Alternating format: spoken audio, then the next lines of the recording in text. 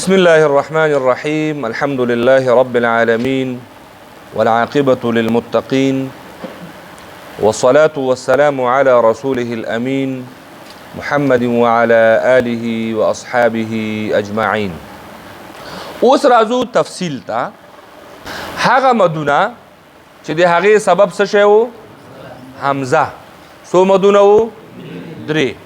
یوازې همدغه د یو سبب مدونه ویو خلاص. د حمزه والا مدونه باید نه وپېژنو.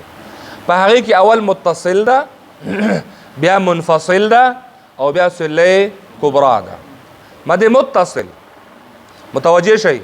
مد متصل متصل په معنا پوهیږئ؟ پیوست، جخت، یو ځای، یوه کلمه،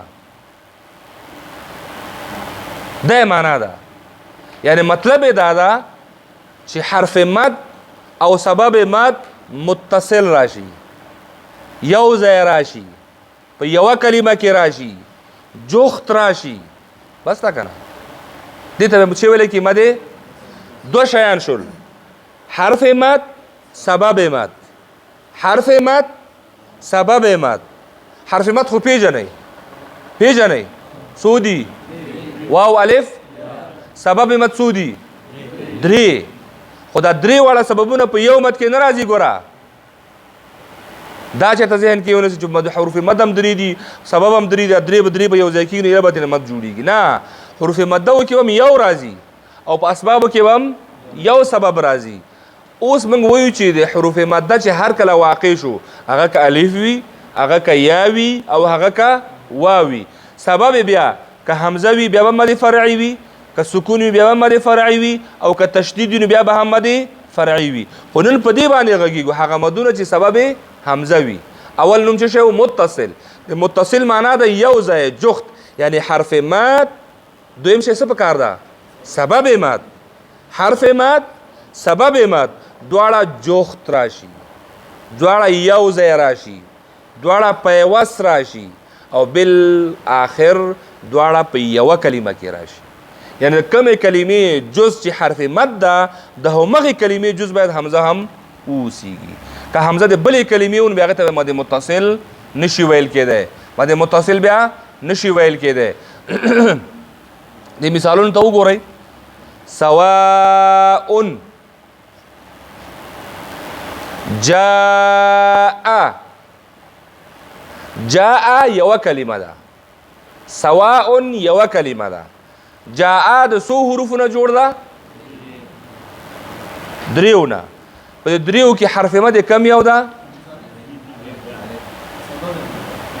حرف مد کم یو ده؟ الف. او سبب دا الف او حمزه. الف او حمزه دلته متاسفانه دواړه یو ځای راغلي، ځکه موږ تاسو دواړو ته یو شی وایو، یا دواړو ته الف وایو یا دواړو ته. دې نه معلومیږي چې دا دواړه جدا جدا شیان دي. جدا دي که نه؟ یو الف ده او بل یو حرف مد ده او بل سبب مد ده. اوس خو یقین راغی چې دا بدل بدل دي که نه؟ که اوس هم نه منئ. الف او حمزه جدا دي که نه؟ تاسو الفبیتې ته مراجعه وکوئ. الف په اول سر کې ده او حمزه په آخر کې ده. موږ دې ته الف وایو، هغې ته چې ورسېږو بیا ګوډ الف.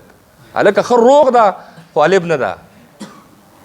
ګوډ الف. څوک ورته ګوډ هم نه وایي، ګوډی. نه ګوډی ده او نه ګوډ ده، ماشاءالله ښه روغ ده خو الف نه ده، حمزه ده. ښه. او جاء حرف مد الف، سبب مد حمزه. الف او حمزه د یوې کلمې توري دي. یعنی دغه جاء کلمه چې د دریو حروفو نه جوړ ده، دوی پکې همدا دي، حرف مد او سبب مد. حرف مد او سبب مد چې په یوه کلمه کې وي، دې مد ته به کم مد وایي؟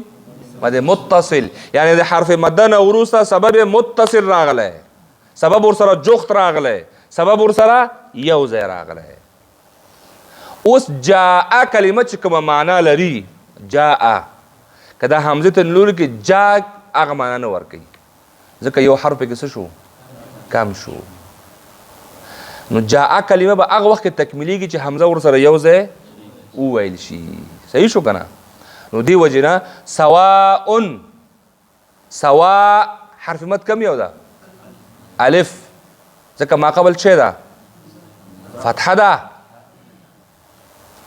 ځکه خو الف مده شو کنه چې ما قبل فتحه ده کنه او ما بعد سبب ده وروسته څه ده سبب څه ده حمزه ده او حمزه ور سره په یو کلمه کې ده حمزه ور سره په یو کلمه کې ده یعنی حرف ماد او سبب ماد دواړه په یو کلمه کې چې راشي دي ته ویل کېږي مد متصل او دوهم نوم دی مد واجب بل نوم څه ده مد واجب واجب مد ځنې واجب او فرض موږ تاسو د عبادت مراتب لرو کنه خو موږ یې پیژنو نه ځکه کله کله موږ په مستحب باندې سر مات کو او فرض باندې خبر هم نه وي ځکه موږ مرتبه نه پیژندلې سر ماتول خو فرض پکاري سر ماتول په فرض پکاري او موږ چې دنو په مستحب باندې خلق کافرو د عبادت مراتب د کول پکار دي خو دلته دا خبره خارجي خبره د خپل ساسو د ذهن د کول پر دا خبره کومه یو شی زموږ اساس په مذهب کې فرض واجب سنت او مستحب په زونو کې به دا فرض او واجب یو غني هغه وی چې فرض سنت مستحب ځنې مې د فرض په ځای باندې واجب کلمه کاروي واجب سنت او مستحب خو واجب موږ تاسو ویو چې نه واجب خپل تعریف لري او فرض خپل تعریف لري چې په دلیل قطعي سره ثابت وي نو فرض او که په دلیل ځونی سره ثابت وي هغه واجب وي هغه نه چې دلیل شو نو بس بیا دا به په فرق نه دی په کار وحال دا د علماء علمي اختلاف ده هغه په خپل ځای باندې خبر مې دی واجب کوله واجب دلته په معنا د لزوم سره راځي په معنا د ضروري سره راځي او په معنا د هغه حکم چې دی هغه موږ په عبادتو کې راخلو هغه اخلي علما لیکي چې ولې واجب ده ولې واجب ده دامت هغه وی چې نبی کریم صلی الله علیه وسلم په مخ یو صحابي تلاوت کو او آیت مراغه سره چې انما الصدقات للفقراء والمساکین دا آیت چې کله تلاوت کو فقرا کې د چدنو مد یوازې په اصلي باندې اکتفا وکوله رسول الله یې پیغام چې للفقراء والمساکین وایا علما وایي چې دلته رسول الله صلی الله علیه وسلم امر موک او عمل هم شو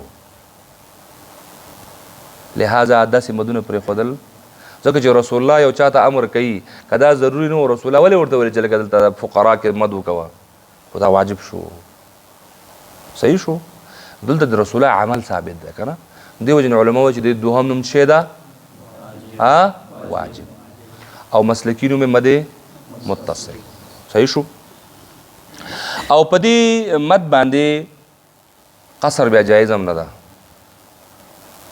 که قصر کا جایز وي خو رسول الله ورته نه ویل که قصر خو هغه کړی صحیح شو قصر جایز نه ده نو په دې کې به طول او توسط بکیږي طول او توسط بکیږي یعنی اوس قصر یو الف مد یو الف نه پورته دوا او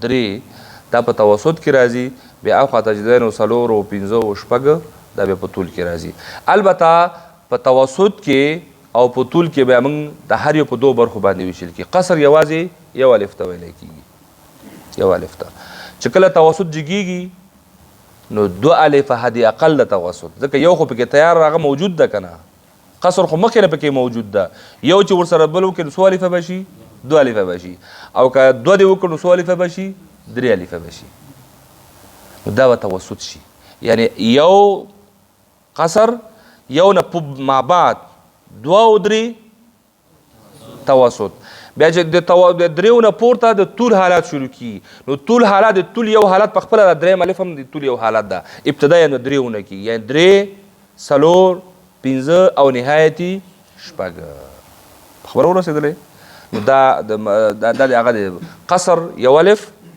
توسط تر دریو پورې صحیح شو او طول د دریو نه نیولې تر شپږو پورې دا درې اندازې دي قصر طول او توسط نو په دلته چې دی نو په دې کې قصر جایز نه دی او طول او توسط به کېږي وصلى الله تعالى على خير خلقه محمد وعلى آله وأصحابه أجمعين